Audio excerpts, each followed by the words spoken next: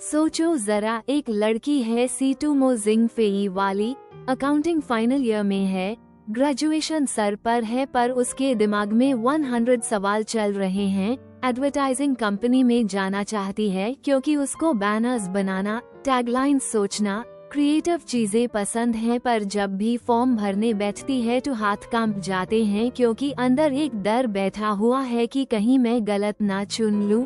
और इस कंफ्यूजन की सबसे बड़ी वजह है फूपे टैंगशाओशन वाला बचपन का दोस्त, जिससे वो सालों से चुपके प्यार करती है। पर ये बंदा बिल्कुल अनरिलायबल है। कभी कहता है मैं स्टार्टअप खोलूंगा, तुम मेरे साथ काम करना, कभी कहता है मैं अब्रॉड जा रहा हूँ, और हर बार सीटूमो उम्मीद लगा कर बैठ जाती है और हर बार उसका दिल टूट जाता है। और घर वाले अलग पीछे पड़े हैं, बेटा 22 की हो गई, जॉब कब लगेगी, रिश्ता देखें क्या, रिलेटिव्स के सवाल। और सीटूमो के पास इन सब का जवाब नहीं है क्योंकि वो खुद नहीं जानती वो क्या चाहती है। वो हर चीज ट्राई करती है, dance class, painting class, internship, पर आधे में छोड़ देती है क्योंकि डिसीजन लेने से डरती है। और इसी बेचैनी में उसकी जिंदगी में एंट्री होती है गुवे ये लिन ये वाले फिजिक्स स्टूडेंट की। पहली बार जब वो मिलता है तो बिल्कुल बुकवर्म लगता है, चश्मा, सीधे बाल, बात करने का तरीका बिल्कुल सीधा, थोड़ा सा गुस्सा वाला, थोड़ा सा मुझे फालतू बातें पसंद नहीं, पर उसकी आंखों में एक अजीब सी ऑनेस्टी है जो देखते ही लगता है ये लड़का झूठ नहीं बोलेगा। और सबसे मजेदार ट्विस्ट ये है कि सीटूमो डॉम में रहती है, पर उसकी माँ को लगता है बेटी अकेली है, अनसेफ है, तो जबरदस्ती उसको एक अपार्टमेंट में शिफ्ट करवा देती है। और जब सीटूमो वहाँ जाती है तो पता चलता है ये अपार्टमेंट गुवेई की माँ का है। और फिर दूसरा बॉम्ब फूटा है जब दोनों की मॉम्स मिलती हैं और हंसकर कहती हैं, अरे हम तो कॉलेज में रूममेट थी और हमने तभी सोच लिया था कि हमारे बच्चों की शादी करवा देनी है। मतलब ये अरेंज मैच 20 साल पहले से फिक्स था और दोनों बच्चों को खबर तक नहीं थी। अब बोलो ये किस्मत है या चाइनीज पेरेंट्स की एडवांस बुकिंग। शुरू में दोनों एक दूसरे को बिल्कुल पसंद नहीं करते। सीटूमो को लगता है ये लड़का रोबोट है, इमोशन नाम की चीज नहीं, हर बात में लॉजिक। और गुवेई को लगता है ये लड़की बहुत ज्यादा बोलती है, इमेच्योर है, हर चीज में कंफ्यूजन।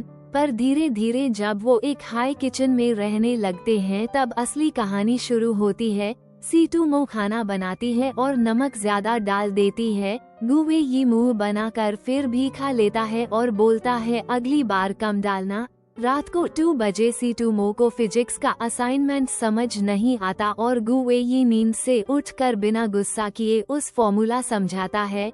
जब दोनों छत पर बैठकर लेट नाइट इंस्टेंट नूडल्स खाते हैं और अपने फ्यूचर के डर शेयर करते हैं, सीटूमो बोलती है मुझे लगता है मैं पीछे रह जाऊंगी, गुवेई बोलता है मैं भी। और इसी बातचीत में पता चलता है दोनों कितने सिमिलर हैं। दोनों को लगता है दुनिया बहुत तेज भाग रही है, दोनों को माँ बाप का प्रेशर है, दोनों को प्यार चाहिए पर दिखावा नहीं। और यहीं से प्यार शुरू होता है, बिल्कुल स्लो बर्न, कोई बड़ा वाला कन्फेशन नहीं, कोई बारिश वाला सीन नहीं, बस छोटी छोटी चीजें। गुवेई का सीटूमो के लिए स्वेटर ले आना क्योंकि उसको ठंड लगती है, सीटूमो का गुवेई के लिए दवा ले आना जब उसको बुखार होता है। और एक दिन जब सीटूमो रो रही होती है फ्यूचर को लेकर तो गुवेई बस उसके सर पर हाथ रख कर बोलता है तुम टेंशन मत लो, मैं हूँ ना। और इस एक लाइन में सीटूमो को पहली बार लगता है कि कोई है जो मुझे जज नहीं करेगा। और फू पे का ट्रैक भी बहुत जरूरी है क्योंकि वो हमें सिखाता है कि चाइल्डहुड क्रश हमेशा एंड गेम नहीं होता। कभी कभी जिससे हम सालों से चाहते हैं वो हमारे लिए सही नहीं होता और आगे बढ़ना ही सबसे बड़ी हिम्मत होती है। अब एक्टिंग की बात करें तो जिंगफेई ने कमाल कर दिया। सीटूमो बिल्कुल हम जैसी लगती है, थोड़ी क्लमजी, रोता है तो नाक भी बह जाती है, हंसी है तो पागल वाली, ओवर एक्टिंग 0, बिल्कुल नेचुरल। और लिन यी का गुवेई बिल्कुल ग्रीन फ्लैग मटेरियल है, थोड़ा ऑकवर्ड है, प्यार जताने में शर्माता है पर जब केयर करता है तो दिल जीत लेता है, छोटी छोटी बातें याद रखता है और टांग श्याओटियन का फू पेई भी इम्पोर्टेंट है क्योंकि वो अस अनरिलायबल लव को दिखाता है जो हर किसी की लाइफ में एक बार आता है। अब थीम्स की बात करें तो ये ड्रामा ग्रोइंग अप और एडल्टिंग के बारे में है। चाइनीज कल्चर में जब तुम 22 to 23 के हो जाते हो तो घर वाले बोलना शुरू कर देते हैं, बेटा जॉब पक्की करो, शादी करो, घर लो, सेटल हो जाओ। और यंग लोग इस प्रेशर में अपने सपने भूल जाते हैं। Put your head on my shoulder वही दिखाता है कि करियर और प्यार साथ चल सकते हैं अगर पार्टनर सपोर्ट करे। यहाँ कोरियन गजल नहीं है पर चाइनीज फैमिली एक्सपेक्टेशन और ऑफिस हायरार्की है। यहाँ हॉस्टल की जगह late night dorm talks, instant noodles और कैंपस लाइफ है, पर फीलिंग वही है कि हम सब अपनी आइडेंटिटी ढूंढ रहे हैं। और सबसे अच्छी बात ये ड्रामा शुगर कोट नहीं करता, दिखाता है कि रिश्ते में झगड़ा भी होता है, ईगो भी आता है, मिसअंडरस्टैंडिंग भी होती है। सीटूमो कभी कभी ओवरथिंक करती है, गुवेई कभी कभी चुप हो जाता है, पर फिर बात करके सॉल्व कर लेते हैं क्योंकि रिस्पेक्ट है। और इसी वजह से ये ड्रामा चाइना में तो हिट हुआ ही, थाईलैंड में भी कल्ट फॉलोइंग बन गई। 2 बान पर 8.1 रेटिंग ने 2019 की टॉप 5 मोस्ट रोमांटिक ड्रामा में डाला। और द 20th मई 2019 को बैंकॉक में जब लिनयी और जिंग फेई की फैन मीटिंग हुई तो हजारों फैंस आए द पोस्टर लेकर चिल्लाने के लिए। लोगों ने कहा ये ड्रामा देखकर लगा जैसे किसी ने हमें हग कर लिया हो।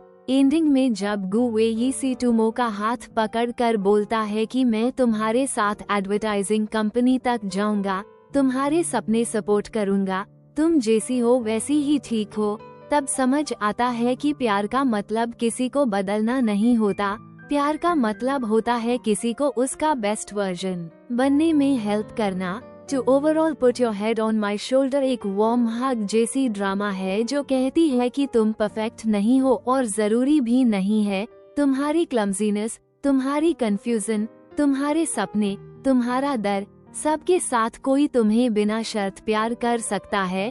और अगर तुम भी आजकल लाइफ में लॉस्ट फील कर रहे हो, अगर तुम्हें भी लगता है कि मैं क्या करूं, मैं कहां जाऊं, तो ये ड्रामा देखना क्योंकि शायद देखते देखते तुम्हें अपना रास्ता भी मिल जाए। और अपना गुवेई भी कमेंट में जरूर लिखना तुम्हें सीटूमो जैसी लाइफ लगती है या तुम गुवेई जैसा पार्टनर चाहते हो। और हाँ के ड्रॉप रिकैप को सब्सक्राइब कर लेना क्योंकि अगले वीडियो में हम बात करेंगे एक और ऐसी हाई हार्ट वार्मिंग स्टोरी की जहाँ प्यार बड़ा नहीं होता पर गहरा बहुत होता है। तब तक अपना ख्याल रखना और याद रखना लाइफ में सबसे बड़ा डिसीजन वही होता है जहां तुम खुद को चूज करते हो। और जब तक तुम खुद को नहीं समझोगे तब तक कोई और तुम्हें कैसे समझेगा।